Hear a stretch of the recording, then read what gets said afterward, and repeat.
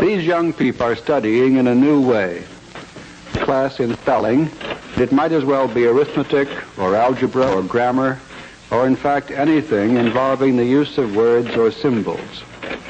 Each student is using a teaching machine, a device which creates vastly improved conditions for effective study.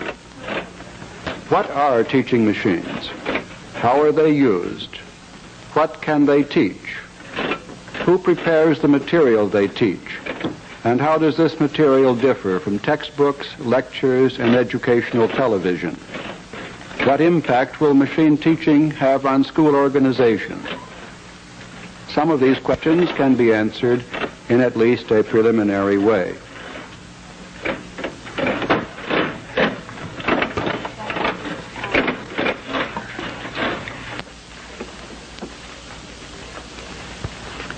I am B.F. Skinner, professor of psychology at Harvard University. I should like to discuss some of the reasons why studying with the help of a teaching machine is often dramatically effective. With the machine you have just seen in use, the student sees a bit of text or other printed material in a window. This may be a sentence or two or an equation in arithmetic. Some small part is missing, and the student must supply it by writing on an exposed strip of paper. His response may be the answer to a question or the solution of a problem, but generally it is simply a symbol or word which completes the material he has just read. As soon as the student has written his response, he operates the machine and learns immediately whether he is right or wrong. This is a great improvement over the system in which papers are corrected by a teacher, where the student must wait perhaps till another day to learn whether or not what he has written is right. Such immediate knowledge has two principal effects. It leads most rapidly to the formation of correct behavior. The student quickly learns to be right. But there is also a motivating effect. The student is free of uncertainty or anxiety about his success or failure. His work is pleasurable. He does not have to force himself to study. A classroom in which machines are being used is usually the scene of intense concentration. One function of a teaching machine, then, is to give the student a quick report on the adequacy of his response.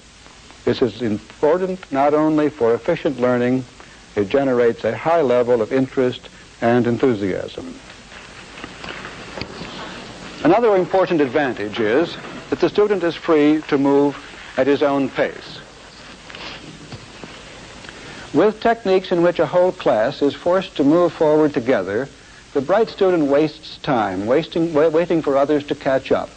And the slow student, who may not be inferior in any other respect, is forced to go too fast. Not quite completing one day's assignment, he is even less likely to complete a second. And he gets farther and farther behind, and often gives up altogether unless remedial steps are taken. A student who is learning by machine moves at the rate which is most effective for him.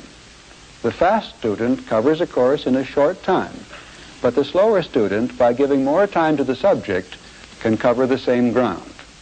Both learn the material thoroughly. A third feature of machine teaching is that each student follows a carefully constructed program, leading from the initial stage where he is wholly unfamiliar with the subject to a final stage in which he is competent. He does this by taking a large number of very small steps, arranged in a coherent order. Each step is so small that he is almost certain to take it correctly.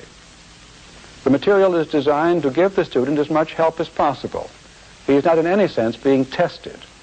Instead, helpful hints, suggestions, and prompts maximize the chances that he will be right.